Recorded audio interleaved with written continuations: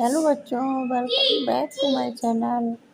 आज हम देखने वाले हैं एग्रेड अभ्यास पुस्तिका भाषा भारती कक्षा 8 का पाठ 6 से पाठ 10 तक का संपूर्ण हल। तो चलिए आइए बच्चों, अपन वीडियो को देर ना करते स्टार्ट करते हैं। पाठ 6 भक्ति के संपूर्ण हल देखेंगे। अभी तक आपने मेरे वीडियो को सब्सक्राइब नहीं किया है चैनल को, तो सब्सक्राइब जरूर कर लें और वीडियो अच्छी लगे तो उसे लाइक भी करें। तो चलिए आइए देखते हैं अपन बहुविकल्पीय प्रश्न। सही उत्तर छांट कर लिखना है। प्रश्न नंबर 1, मात्रिक छंद दुआ में पहले तीसरे दूसरे और चौथे चरण में कितनी कितनी मात्राएं होती हैं? तो आप लिखो ऑप्शन ए पर राइट लगाओ 13 और 11।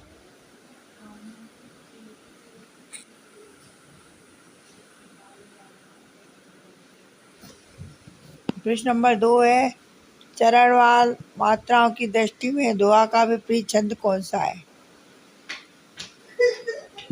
चरणवार मात्राओं की दृष्टि से दुआ का विपरीत छंद कौन सा है? चौपाई, सोठा, कुंडलियाँ और छप्पे। तो आप लिखिए ऑप्शन बी सोठा। प्रश्न नंबर 3, श्री राम की भक्ति करने वाले इनमें से मुख्य कवि कौन है? ऑप्शन सी पर राइट लगाइए आप, तुलसीदास जी हैं। प्रश्न नंबर 4, इनमें से कमल का पर्यायवाची कौन सा है? कारज, सलज, अंडज, पंकज। ऑप्शन डी पर राइट लगाइए, इसमें है उत्तर पंकज। प्रश्न नंबर 5, इनमें से शुद्ध वर्तनी वाला शब्द कौन सा है? वाल्मीकि, वाल्मीकि, वाल्मीकि, वाल्मीकि। आप इसमें ऑप्शन सी पे राइट लगाइए, वाल्मीकि, ये सही है शुद्ध वर्तनी के हिसाब से।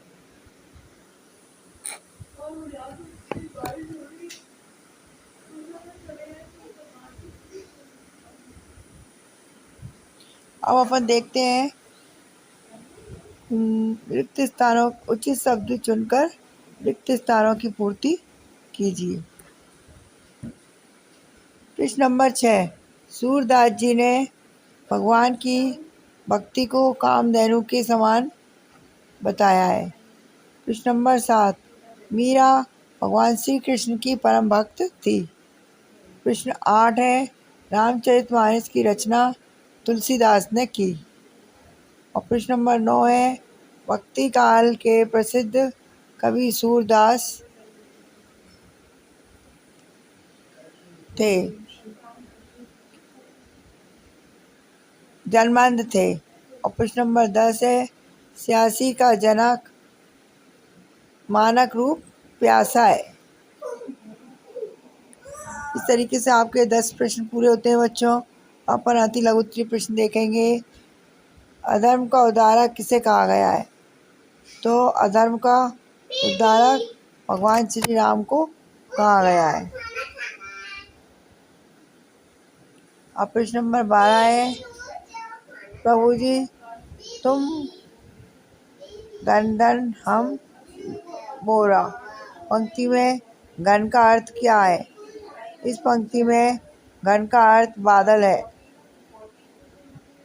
प्रभु जी तुम गन हम मोरा, पंक्ति में इसका अर्थ क्या है? इस पंक्ति में गन का अर्थ बादल है। प्रश्न नंबर 13, गिरधर नागर किसे कहा गया है? तो उत्तर में आप लिखो गिरधर नागर श्री कृष्ण भगवान को कहा गया है।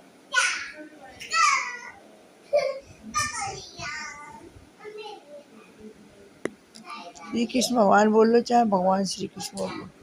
अभी तक आपने मेरे चैनल को सब्सक्राइब नहीं किया तो बच्चों सब्सक्राइब जरूर कर लें। चलिए देखते हैं प्रश्न नंबर 14,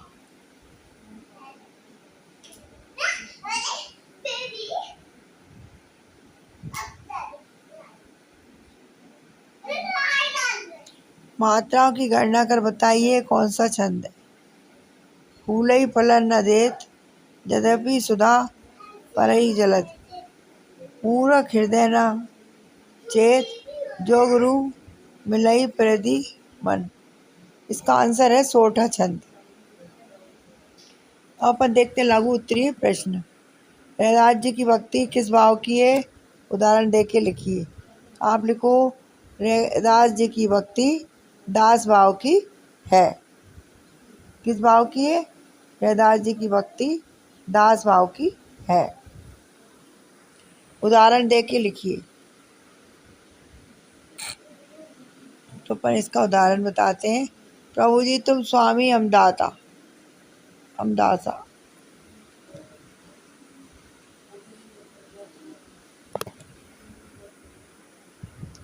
अब अपन देखेंगे प्रश्न नंबर 16।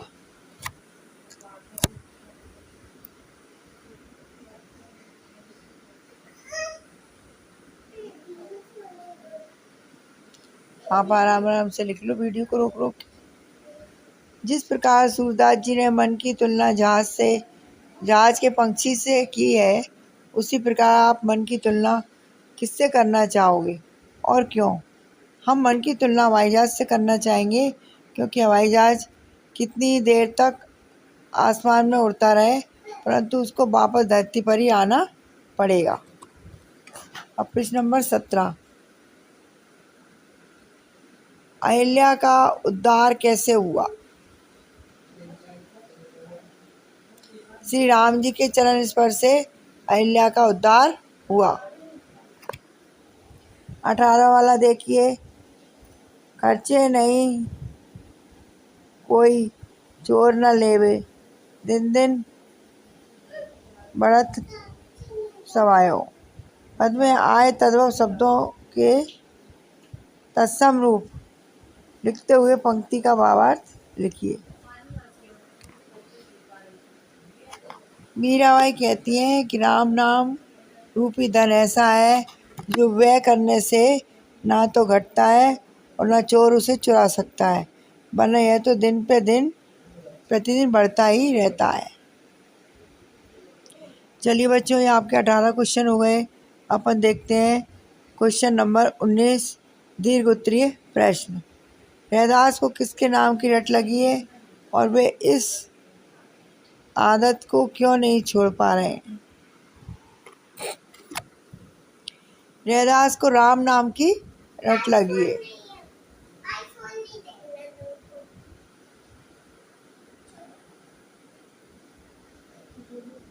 किसके नाम की रट लगी है? राम के नाम की रट लगी है।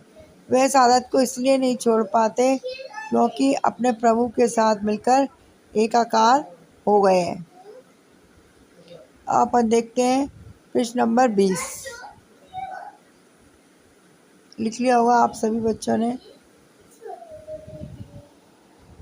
आप ये वीडियो कहाँ कहाँ से देख रहे हैं, प्लीज कमेंट्स में बताइए। प्रश्न नंबर 20 है, भक्ति काल के प्रमुख कवि कौन कौन है? उनमें से किसी एक या दो के ऊपर 5 पंक्तियां लिखिए। तो प्रमुख कवि कबीरदास, तुलसीदास, सूरदास और नंददास हैं।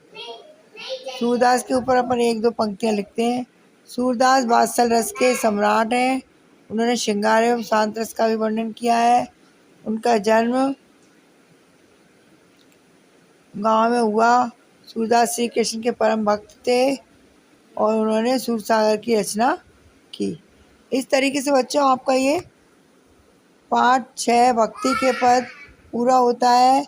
वीडियो अच्छी लगी हो तो लाइक ज़रूर कीजिए और हाँ, चैनल को सब्सक्राइब ज़रूर ज़रूर ज़रूर कर लेना। इससे आने वाले सारे वीडियो की नोटिफिकेशन सबसे पहले आप देख पाएंगे। 8 इसका संपूर्ण हल देखते हैं बच्चों। वीडियो अच्छी लगी हो तो लाइक ज़रूर कीजिए और चैनल को सब्सक्राइब कर लीजिए। इससे आने वाले सारे वीडियो की नोटिफिकेशन सबसे पहले आपके पास पहुंचेंगी। ओके बच्चों, तो चलिए देर ना करते हुए अपन वीडियो को स्टार्ट करते हैं। बहुविकल्पीय प्रश्न, सही उत्तर छांटकर लिखिए। प्रश्न नंबर 1, भेड़ाघाट में कौन सी नदी बहती है? बेतवा, नर्मदा, चंबल, कैन। तो आप लिखाइए, ऑप्शन बी पर राइट लगाइए और लिखिए नर्मदा। प्रश्न नंबर 2, लोक मान्यता के अनुसार भेड़ाघाट में तपस्या करने वाले ऋषि कौन थे? तो आप ऑप्शन ए पर राइट लगाइए, भृगु।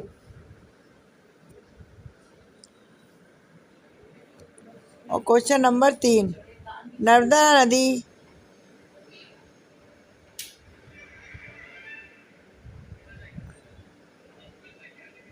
नर्मदा नदी का उद्गम कहाँ से हुआ है? तो आप लगाइए ऑप्शन सी, अमरकंटक से।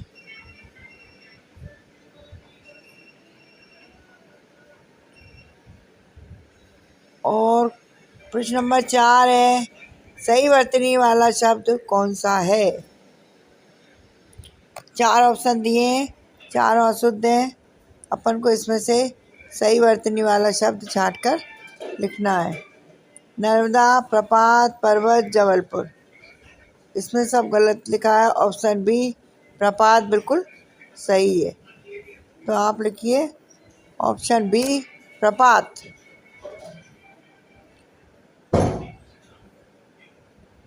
अब देखते हैं अपन क्वेश्चन नंबर 5।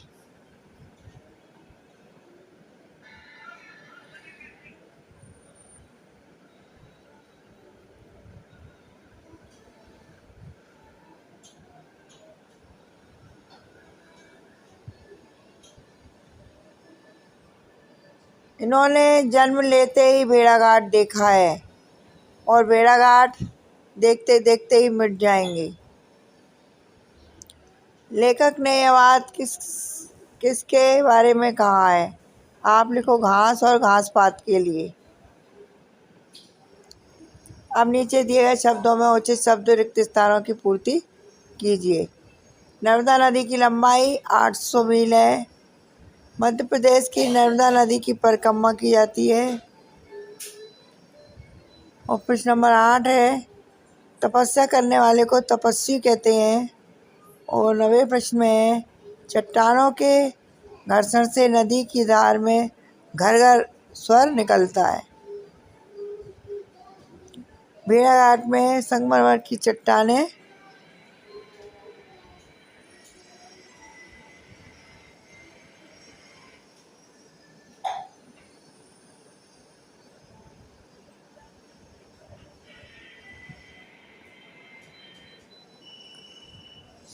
सतपुड़ा पर्वत की, अरावली पर्वत की हैं। सॉरी, भेड़ाघाट में संगमरमर की चट्टानें अरावली पर्वत की हैं। अब देखते हैं अपन अति लघु उत्तरीय प्रश्न। पाठ के अनुसार संस्कृत कोश में नींबू का उल्लेख करना कौन भूल गया था? संस्कृत के दिग्गज लेखक कालिदास भूल गए थे। 12 वाला देखिए, लेखक ने भेड़ाघाट की चट्टान को तपस्वी क्यों कहा है? नदी के पानी में खड़ी विशाल चट्टानें छोटे तरणों के लिए सर्दी, गर्मी और बरसात को सह रही हैं, इसलिए कहा है। और 13 प्रश्न है, दूध धारा क्या है? संगमरमर की चट्टानों पर से बहते हुए नर्मदा का जल घर्षण के कारण दूध जैसा दिखाई पड़ता है, इसे ही दूध धारा कहते हैं। नीचे दिए गए शब्दों का प्रयोग कर एक वाक्य बनाइए। भेड़ाघाट जबलपुर से 13 मील दूर ही तो है। इस तरीके से अपन को ये वाक्य बना के लिखना है। अब अपन देखते हैं लघु उत्तरीय प्रश्न। प्रश्न नंबर 15,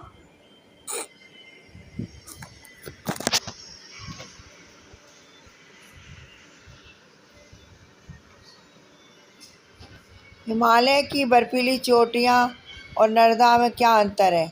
आप लिखिए, हिमालय की बर्फीली चोटियाँ गल रही हैं, परंतु तब भी वे डटकर खड़ी हैं। परंतु खूबी है उसी प्रकार सफ़ेदी भेड़ाघाट में नर्मदा की भी है, जो गलती नहीं है।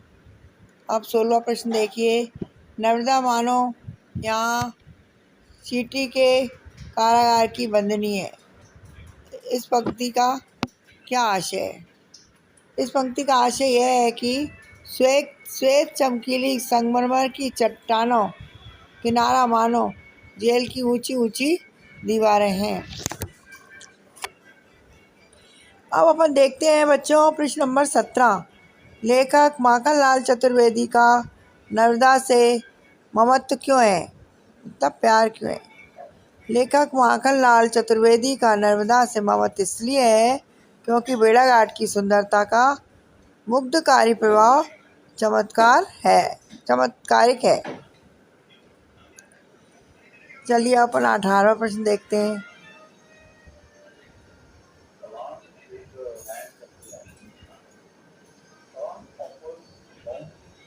जातो दूध भलाम, यह आठ किसने कही थी, यह बात किसने कही थी। इस बात का मानक भाषा में लिखिए।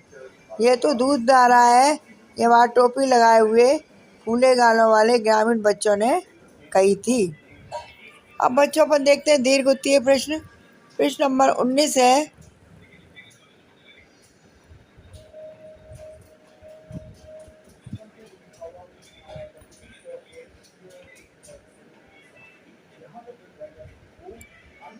पंक्ति के आशय को स्पष्ट करते हुए लिखिए कि यह किस संदर्भ में कही गई है। ये भेड़ाघाट के संदर्भ में लेखक कहता है कि भेड़ाघाट पर संगमरमर के ऊपर लहराती घास है। इसमें भेड़ाघाट की इसी संगमरमर पर जन्म लिया है और यही अपना जीवन समाप्त कर देगी। अपन देखते हैं क्वेश्चन नंबर 20।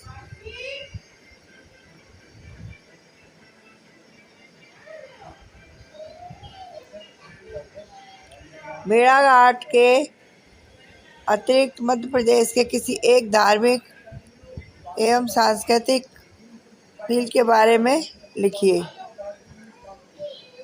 उज्जैन मध्य प्रदेश में महाकालेश्वर ज्योतिर्लिंग मंदिर के लिए प्रसिद्ध है और हर 12 साल में सिंहस्थ कुंभ मेला आयोजित होता है।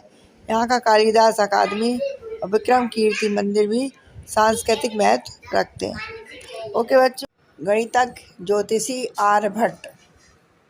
चलिए आइए अपन शुरू करते हैं। बहुविकल्पीय प्रश्न, सही उत्तर छांट कर लिखिए। ग्रह नक्षत्रों का प्रयोग करने वाला स्थान क्या कहलाता है। ऑप्शन बी पे आप राइट लगाइए, वैधशाला। गृहशाला, वैधशाला, प्रयोगशाला और गौशाला। तो आप वैधशाला पे राइट लगाइए और लिखिए। अब प्रश्न नंबर 2 देखते हैं। निम्नलिखित में आगत शब्द है ग्रहण, प्रख्यात, मशहूर, दक्षिण। तो आप ऑप्शन बी पे सी पे राइट लगाइए, जिसका सही आंसर है मशहूर। उत्तर में आप मशहूर लिखिए। अब प्रश्न नंबर 3। पृथ्वी अपनी धुरी पर चक्कर लगाती है, यह प्रतिपादन सबसे पहले किसने किया था। नागार्जुन ने, आर्यभट्ट ने, डॉक्टर बाहुदाजी ने, डॉक्टर सुश्रुत ने। तो आप लिखो ऑप्शन बी, आर्यभट्ट ने। Aryabhata is the right answer. Option B पे आप राइट लगाइए और आंसर में लिखिए आर्यभट्ट ने। अब क्वेश्चन नंबर 4। जन सामान्य में प्रचलित मान्यता को क्या कहते हैं। मुहावरा, सूक्ति, किंवदंती और लोक कथा। तो आप ऑप्शन सी पे राइट लगाइए, किंवदंती। आंसर में लिखिए किंवदंती। प्रश्न नंबर 5। वैज्ञानिक शब्द में किस प्रत्यय का प्रयोग हुआ है। ऑप्शन नालंदा, पाटलिपुत्र, अश्मक, अमरावती। तो आप लिखो एक शब्द का प्रयोग हुआ है। इसमें आपको इसका आंसर नहीं मिलेगा, गलत दिए ऑप्शन। आप लिखो वैज्ञानिक शब्द में एक प्रत्यय का प्रयोग हुआ है। चलिए अपन देखते हैं रिक्त स्थानों की पूर्ति। प्रश्न नंबर 6। उचित शब्द चुनकर रिक्त स्थानों की पूर्ति अपन को करना है बच्चों।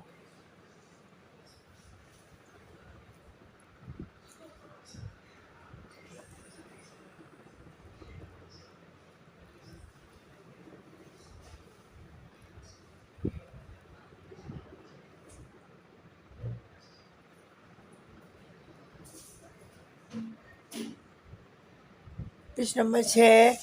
पृथ्वी अपनी धुरी पर पश्चिम से पूर्व की ओर घूमती है। इसमें आएगा पश्चिम से पूर्व। 7वां है विरोधार्थी शब्द युग में लाभ के साथ हानि शब्द प्रयुक्त होगा। 8वां देखिए, आर्यभट्टीय पुस्तक की लिपि मलयालम है। कौन सी लिपि है? मलयालम है। और प्रश्न नंबर 9 है, ज्योतिष विज्ञान का संबंध ग्रह नक्षत्र से है।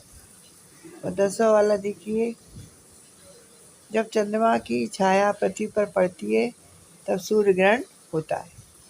ठीक है बच्चों, इस तरीके से ये आपके रिक्त स्थान पूरे हो गए। अपन देखते हैं अति लघुत्तरीय प्रश्न। प्राचीन काल में चंद्र ग्रहण या सूर्य ग्रहण के लिए किसे उत्तरदायी माना जाता था? आप उत्तर में लिखो, राहु नामक राक्षस को उत्तरदायी माना जाता था। प्रश्न नंबर 12,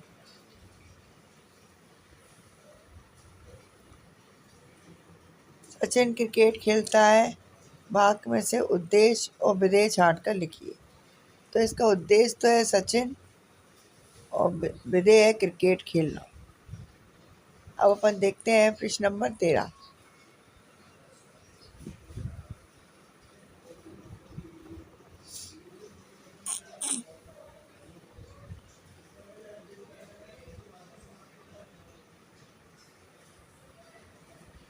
पाठ में आए सूर्य ग्रहण के उल्लेख के स्थान पर दूसरा उदाहरण किस समकक्ष भौगोलिक घटना हो सकता है?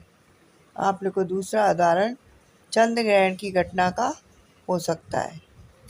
14वां वाला देखिए, आकाश में स्थित खगोलीय पिंड सूर्य, चंद्रमा, तारे आदि पूर्व से पश्चिम की ओर जाते क्यों दिखते हैं? आकाश में स्थित खगोलीय पिंड पूर्व से पश्चिम की ओर जाते क्यों दिखते हैं? क्योंकि पृथ्वी अपनी धुरी पर पश्चिम से पूर्व की ओर घूमती है। आर्यभट्टीय ग्रंथ के बारे में कैसे पता चला था? ये आपके लघु उत्तरीय प्रश्न शुरू हो गए हैं। प्रश्न नंबर 15 है, आर्यभट्टीय ग्रंथ के बारे में कैसे पता चला था?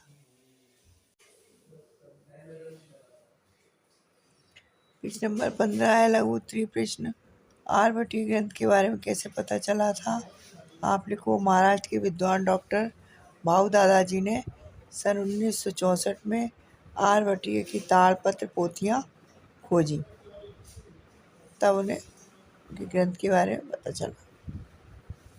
और अपन देखते हैं 16वां वाला प्रश्न।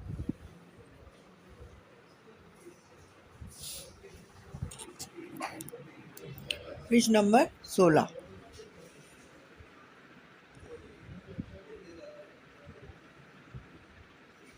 प्रचलित लोक धाम के बारे में लिखिए। आप लिखो, यह प्रचलित था कि ग्रहण के समय राहु नामक राक्षस सूर्य और चंद्र की निकलता है, इसलिए सूर्य और चंद्र ग्रहण होता है। और प्रश्न नंबर 17 है, आप किसी तेज चलती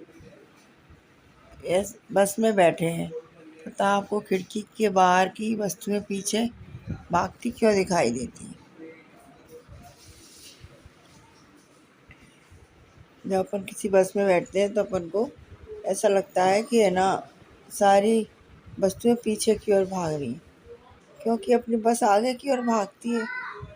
और इसका आंसर मैं लिखना भूल गई हूँ, चलो लिख लो। बस में बैठने पर वस्तुएं पीछे जाती हुई इसलिए दिखाई देती हैं क्योंकि आप और बस एक ही गति से आगे बढ़ रहे होते हैं, जबकि सड़क किनारे की वस्तुएं स्थिर होती हैं, इसलिए ऐसा लगता है कि अपन पीछे को भाग रही है। 18वां वाला प्रश्न देखिए, विज्ञान के विभिन्न क्षेत्रों में प्राचीन भारत की देन के बारे में लिखिए। शून्य सहित केवल 10 अंक संकेतों से भी संख्याओं को व्यक्त करना और नई अंक पद्धति विकसित की, किसने? आर्यभट्ट ने। अब अपन देखेंगे दीर्घ उत्तरीय प्रश्न। आर्यभट्ट के वैज्ञानिक योगदान के बारे में अपने विचार लिखिए। ग्रह नक्षत्रों के बारे में सही अवधारणा को ज्ञान आर्यभट्ट ने कराया। उन्होंने पृथ्वी की गति के बारे में अपने विचार खुलकर सबके सामने रखे। आर्यभट्ट ने ही हमारे देश को गणित और ज्योतिष के अध्ययन को नई दिशा प्रदान की। प्रश्न नंबर 20, पृथ्वी के प्राकृतिक उपग्रह का नाम लिखते हुए उसके बारे में 10 वाक्य लिखिए। चंद्रमा पृथ्वी का प्राकृतिक उपग्रह है। यह सौरमंडल का 5वां सबसे विशाल प्राकृतिक उपग्रह है। इसका आकार क्रिकेट बॉल की तरह होता है और यह खुद से नहीं चमकता, बल्कि यह सूर्य प्रकाश से प्रकाशित होता है। इस तरीके से बच्चों आपका ये पाठ पूरा होता है। वीडियो अच्छी लगी हो तो लाइक ज़रूर करिए, चैनल को सब्सक्राइब भी करिए। थैंक यू फॉर वॉचिंग बच्चों। जिसका नाम है बिरसा मुंडा। तो आइए अपन बिरसा मुंडा पाठ का संपूर्ण हल देखते हैं। पहला क्वेश्चन है बहुविकल्पीय प्रश्न, सही उत्तर छांटकर लिखिए। मुंडा भाषा में सिंह का अर्थ क्या है? चंद्रमा, सूर्य, धरती, समुद्र। तो आप इस पे ऑप्शन बी पे राइट लगाइए। इसका अर्थ है सूर्य। प्रश्न नंबर 2 है, सत्याग्रह शब्द का सही संधि विच्छेद है?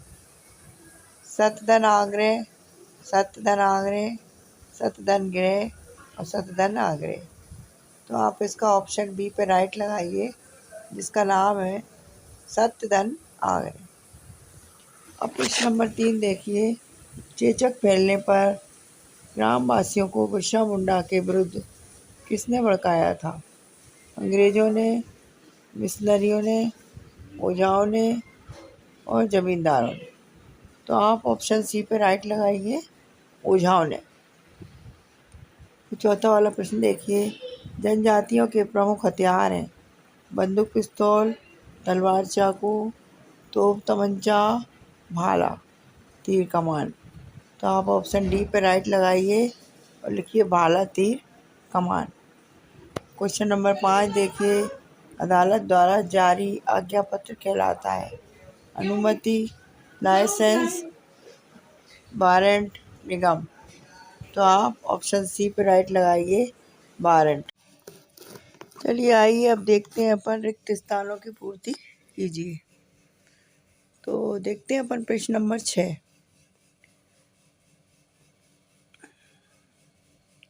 प्रथम स्वतंत्रता संग्राम सन 1857 में हुआ था। यहाँ पे आप लिखो 1857।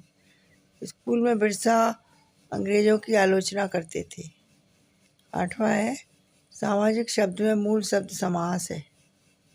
9वां है, जड़ी बूटी में प्रयुक्त समास द्वंद्व है। और 10वां है, झाड़ फूंक कर इलाज करने वाले लोगों को ओझा कहते हैं।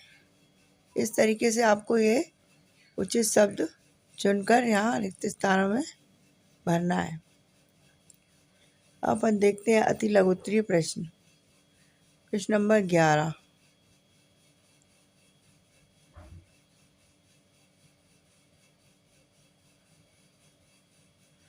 यहाँ समास की बजाय समाज कर देना आप, ये सा गलत हो गया है। सामाजिक शब्द में मूल शब्द समाज है। चलिए 16वां प्रश्न देखते हैं, अति लघुत्तरीय प्रश्न। उपचार के लिए बिरसा मुंडा जड़ी बूटियों के उपयोग के साथ साथ क्या बताया करते थे? आप लिखो, उपचार के लिए बिरसा मुंडा जड़ी बूटियों के साथ साथ स्वास्थ्य के नियम भी बताया करते थे। प्रश्न नंबर 12 है, तन्मय शब्द का संधि विच्छेद कीजिए। तत्, धन, में। अपन 13वां वाला देखेंगे। प्रश्न नंबर 13 है, बिरसा ने चाईबासा के मिशन स्कूल को क्यों छोड़ा? आप लिखो, दास्ता का अनुभव करने के कारण उन्होंने चाईबासा का मिशन स्कूल को छोड़ दिया। प्रश्न नंबर 14, बिरसा मुंडा के आंदोलन को आप किस रूप में देखते हैं? तो बच्चों आप लिखो, मानवता की रक्षा के रूप में देखते हैं। अब अपन प्रश्न नंबर 15 देखते हैं, लघु उत्तरीय प्रश्न। मुंडा जनजाति के लोग बिरसा को अवतार क्यों मानते थे? आंसर में आप लिखो, बिरसा को अवतार इसलिए मानते थे क्योंकि निरसा के उपचार से लोग तुरंत ठीक हो जाते थे। निरसा नहीं है, यहाँ पे आप बिरसा कर लो। बिरसा के उपचार से लोग तुरंत ठीक हो जाते थे, और गे को हो कर लो आप। अब प्रश्न नंबर है 16। इन शब्दों में उचित उपसर्ग जोड़कर इनके विलोम शब्द बनाएं। विश्वास, मान, आदर, देश। विश्वास में अविश्वास, मान का अपमान, आदर का अनादर और देश का विदेश। ये इसका उपसर्ग बना दिया अपन ने। अब अपन 17वां वाला प्रश्न देखते हैं। बिरसा मुंडा के किस उद्देश्य से अपना आंदोलन आरंभ किया था? बिरसा उत्तर में है, बिरसा मुंडा ने मुंडाओं को अंग्रेजों के अत्याचारों से मुक्ति दिलाने एवं भारत को आज़ादी दिलाने के उद्देश्य से अपना आंदोलन शुरू किया। अब प्रश्न नंबर 18 है बच्चों, मुंडा आंदोलन पर प्रथम स्वतंत्रता संग्राम आंदोलन का क्या प्रभाव पड़ा था? उत्तर, 1857 के स्वतंत्रता संग्राम के समय भारत की जनजातियों में भी अंग्रेजी शासन के विरुद्ध आक्रोश उमड़ने लगा। बिरसा के विचारों से प्रेरित होकर मुंडा आंदोलन किया गया। अपन देखते हैं दीर्घ उत्तरीय प्रश्न। प्रश्न नंबर 19। अंग्रेजों द्वारा भारतीयों पर किए गए अन्याय और अत्याचार का वर्णन कीजिए।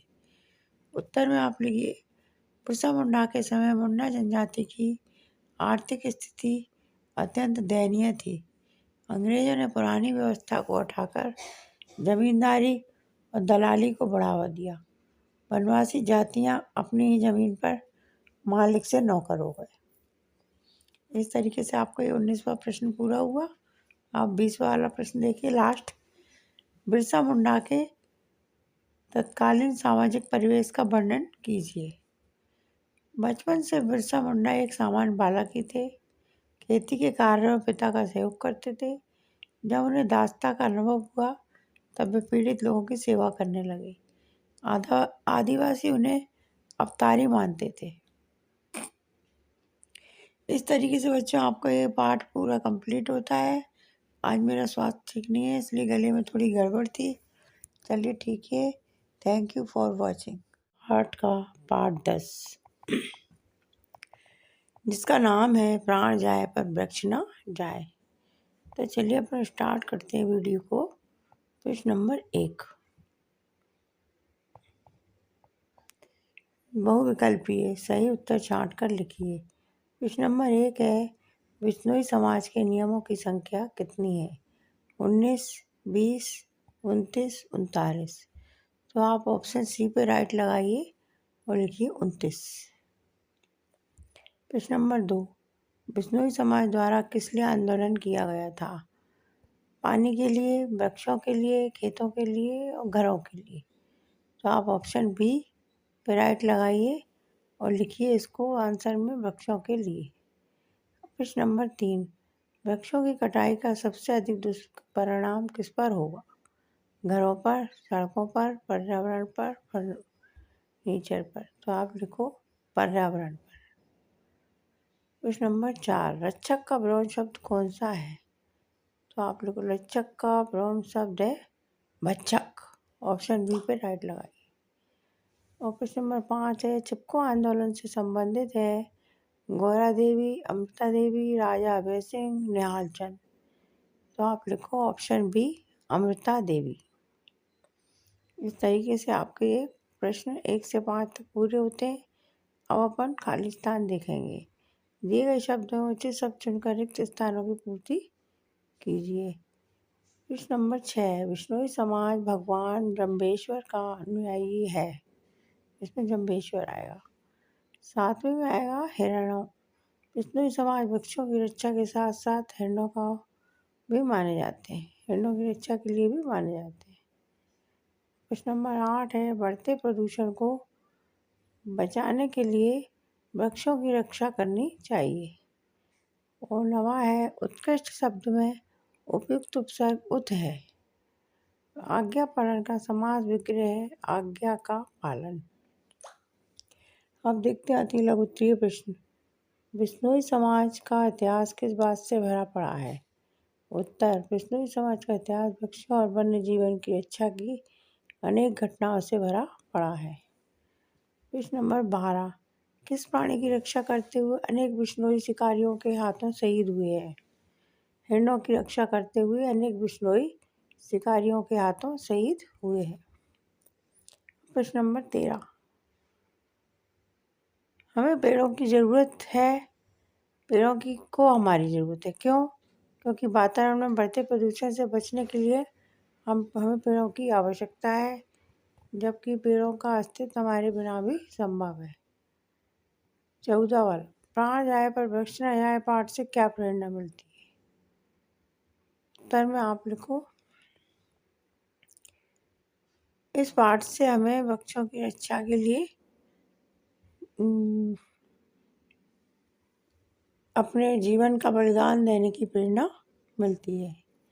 अब देखते हैं लघु उत्तरीय प्रश्न। प्रश्न नंबर 15, आप अपने विद्यालय में आसपास पेड़ पौधों की रक्षा किस प्रकार करेंगे? हम नियमित रूप से वृक्षारोपण कार्यक्रम आयोजित कर सकते हैं, पौधों को पानी देकर उनकी देखभाल कर सकते हैं और लोगों को पेड़ों की महत्ता के जागरूक कर सकते हैं। अब अपन देखते हैं प्रश्न नंबर 16, गैर सैनिक होते हुए स्वयं निहालचंद बिश्नोई को भारत सरकार ने सौर चक्र से किया गया। उत्तर में स्वर्गीय निहालचंद बिश्नोई को सौर चक्र से सम्मानित किया गया क्योंकि उन्होंने हिरणों की रक्षा करते हुए अपने जीवन बलिदान कर दिया था। 17 वाला है, शहीद अमृता देवी बिश्नोई पुरस्कार के बारे में बताइए। उत्तर में शहीद अमृता देवी बिश्नोई पुरस्कार राष्ट्रीय पर्यावरण पुरस्कार है, वन संवर्धन और वन प्राणियों की रक्षा में उत्कृष्ट कार्य के लिए दिया जाता है। इसमें 1 लाख रुपये नकद प्रदान किए जाते हैं। अब 18 वाला है, अपने आसपास के किसी ऐसे व्यक्ति या संस्था के बारे में उल्लेख कीजिए जिसने पर्यावरण की रक्षा में अपना योगदान दिया हो। हमारे क्षेत्र में ग्रीन अर्थ संस्था है जो प्रतिवर्ष वृक्षारोपण अभियान चलाती है और स्कूलों में पर्यावरण जागरूकता कार्यक्रम आयोजित करती है। उन्होंने अब तक हजारों पेड़ लगाए हैं और पर्यावरण शिक्षा को बढ़ावा दिया है।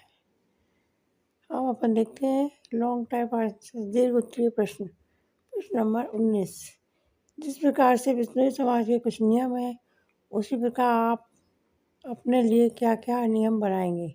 कोई 5 नियम लिखिए। तो मैंने यहाँ पे लिख दिए, आप इनको लिख सकते हो।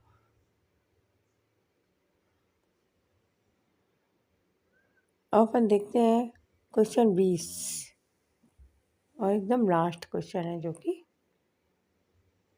यहाँ आप आराम से लिख लीजिए और चैनल को अभी तक सब्सक्राइब नहीं किया है तो सब्सक्राइब कर लीजिए, इससे आने वाले सारे वीडियो के नोटिफिकेशन सबसे पहले आपके पास पहुँचेंगे। 20 वाला है, यदि पेड़ पौधे और अन्य जीव ना होंगे तो पर्यावरण पर क्या प्रभाव पड़ेगा? विस्तार में लिखिए। पेड़ पौधे और वन जीवों के बिना ऑक्सीजन की कमी, ग्लोबल वार्मिंग, जैव विविधता में कमी, मिट्टी का क्षरण, प्राकृतिक आपदाओं की आवृत्ति बढ़ जाएगी। इससे मानव जीवन और पारिस्थितिक तंत्र पर गंभीर नकारात्मक प्रभाव